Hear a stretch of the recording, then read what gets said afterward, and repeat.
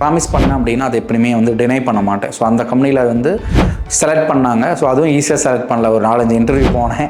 5 time என்னோட ரெஸ்யூமை கூட தொலைச்சிட்டாங்க. So 5ஆவது டைம் நானே சண்டை போட்டு அங்கே வெளியே இருக்கவங்க, அப்பா இவர் டெய்லி வந்துட்டு இருக்கிறாரு, இன்டர்வியூக்கு உள்ளே கூப்பிடுங்கன்ட்டு 5ஆவது டைம் போன பிறகு இந்த மாதிரி பிளாக்கிங்கில் இருந்தது ரெவென்யூ சார் எல்லாமே சொன்ன பிறகு அவங்க வந்து ஓகே 6,000 தான் சேலரி, 7,000 அந்த ரேஞ்ச் தான் இருக்கும்.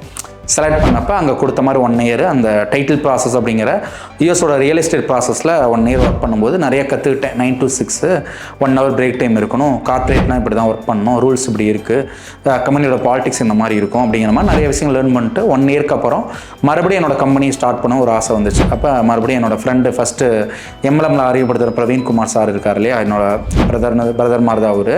ஸோ அவர் மறுபடியும் கம்பெனி வந்து கூப்பிட்றாரு, ஸ்டார்ட் பண்ணலாம் அப்படின்னு சொல்லிட்டு.